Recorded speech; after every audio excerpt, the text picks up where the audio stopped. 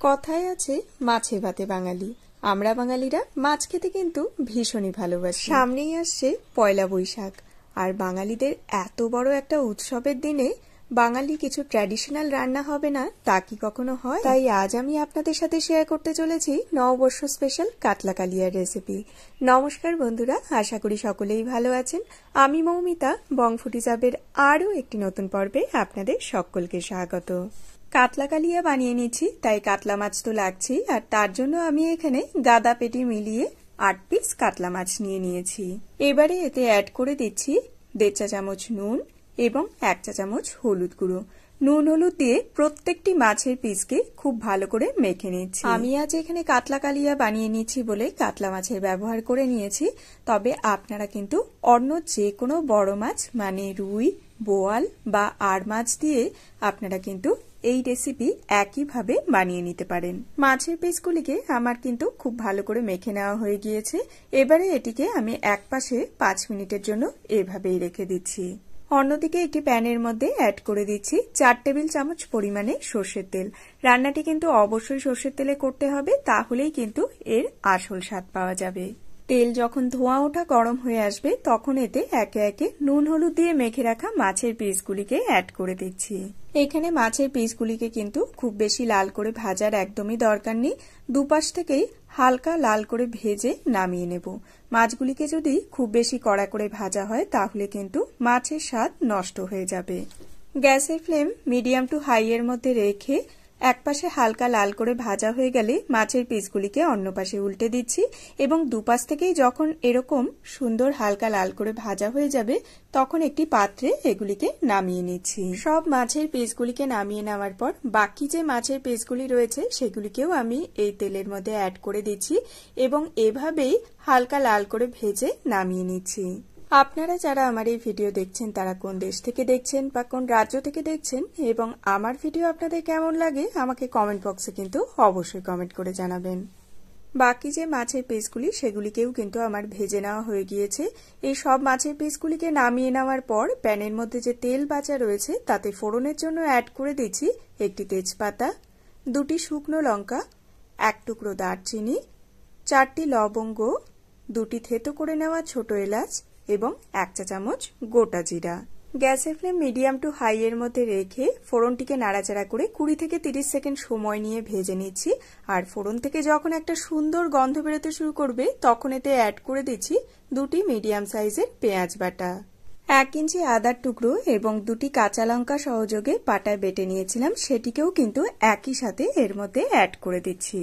গ্যাসের flame low to মিডিয়ামের মধ্যে রেখে পেঁয়াজ, আদা এবং কাঁচা লঙ্কার মধ্যে যে কাঁচা গন্ধ রয়েছে সেটি পুরোপুরিভাবে চলে গিয়ে তেল ছেড়ে আসা অবধি নাড়াচাড়া করে রান্না করে নিচ্ছি। মিনিট 3 সময় ধরে মিশ্রণটিকে নাড়াচাড়া করে রান্না করে নেওয়ার পর দেখুন এর থেকে তেল ছেড়ে আসতে শুরু করে দিয়েছে।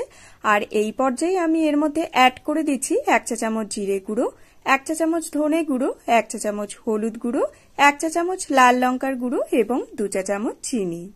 গ্যাসের ফ্লেম লোতে রেখে মশলাটিকে 1 থেকে 1.5 মিনিটের মতো সময় নিয়ে নাড়াচাড়া করে খুব ভালো করে কষিয়ে নিচ্ছি। মিডিয়াম বা হাই ফ্লেমে কিন্তু এই সময় মশলাটিকে কষানো যাবে না, না হলে মশলাটি প্যানের তলায় লেগে ধরতে পারে বা পুড়ে যেতে পারে। 1 মিনিট পর এতে অ্যাড করে দিচ্ছি 2 টেবিল চামচ জল এবং আবারও নাড়াচাড়া করে লো ফ্লেমে মশলাটিকে ভালোভাবে কষিয়ে নিচ্ছি। এইভাবে যদি একটু সময় নিয়ে মশলাটিকে কষিয়ে নেওয়া যায় তাহলে রান্নার স্বাদ কিন্তু খুবই ভালো হয়। গরম ভাতের সাথে কাতলা কালিয়া তো আমরা সবাই জানি খেতে কতটা সুস্বাদু হয়, তবে আপনারা কিন্তু চাইলে ফ্রাইড রাইস বা পোলাওয়ের সাথেও এটি ট্রাই করে দেখতে পারেন, এটি খেতে কিন্তু ইকুয়ালি টেস্টি লাগে। মশলাটিকে কষতে কষতে দেখুন এখানে তেল ছেড়ে আসতে শুরু করে দিয়েছে। এই পর্যায়ে আমি এর মধ্যে অ্যাড করে দিচ্ছি 2 টেবিল চামচ ফেটিয়ে নেওয়া টক দই এবং 8 থেকে 10টি কাজু বাদাম আমি 2 টেবিল চামচ জল সহযোগে মিক্সিতে পেস্ট করে নিয়েছিলাম, সেটিকেও এর মধ্যে এখন অ্যাড করে দিলাম। যেহেতু এখানে টক দই ব্যবহার করেছি তাই গ্যাসের ফ্লেম কিন্তু একদম লোতে রেখে খুব ভালো করে সবকিছু একসাথে কষিয়ে নিতে হবে। আর আপনারা যখন এখানে রান্নাতে টক দই ব্যবহার করবেন সেই মুহূর্তে কিন্তু টক দইটি পুরোপুরি রুম টেম্পারেচারে থাকতে হবে। ফ্রিজ থেকে বের করে যদি সেই টক দই রান্নাতে ব্যবহার করেন সেক্ষেত্রে টক দইটি ফেটে যাওয়ার সম্ভাবনা থাকবে, আর দই ফেটে গেলে কিন্তু রান্নার স্বাদ মোটেই ভালো হবে না। 3 থেকে 4 মিনিট সময় নিয়ে লো ফ্লেমে সবকিছু একসাথে নাড়াচাড়া করে কষিয়ে নেওয়ার পর যখন দেখবেন এরকম তেল ছেড়ে আসতে শুরু করে দিয়েছে তখন এতে অ্যাড করে দিচ্ছি পরিমাণ মতো কুসুম গরম জল। তবে আমি এখানে মিক্সির বাটির গায়ে যে অল্প কাজু বাটা লেগেছিল সেই বাটির মধ্যেই জল অ্যাড করে সেই মিক্সির বাটি ধোয়া জল এখানে অ্যাড করে দিয়েছি। সবকিছু ভালোভাবে একবার একটু নাড়াচাড়া করে মিলিয়ে নিচ্ছি। তারপর গ্রেভি ফুটে এলে এতে অ্যাড করে দিচ্ছি স্বাদ মতো নুন।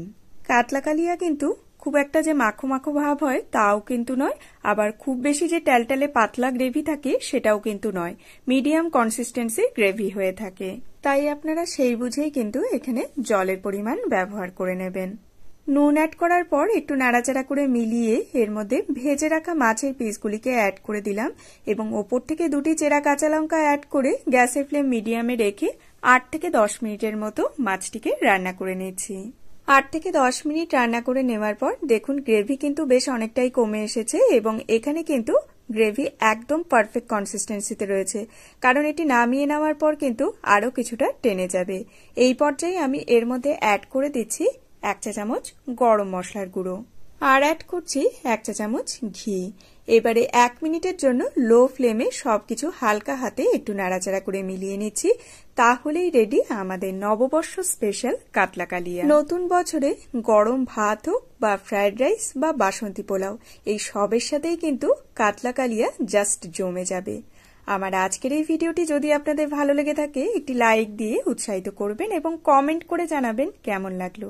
চ্যানেলে নতুন বন্ধু হলে সেই সাথে চ্যানেলটিকে সাবস্ক্রাইব করে পাশে থাকা বেল আইকনটি প্রেস করে আমার পাশে থাকার একান্ত অনুরোধ রইল। যদি আপনারা ভিডিওটি ফেসবুক পেজ থেকে দেখে থাকেন পেজটিকে ফলো করার একান্ত অনুরোধ রইল।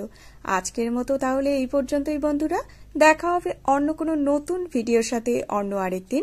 সবাই খুব খুব ভালো থাকবেন, সুস্থ থাকবেন। ধন্যবাদ।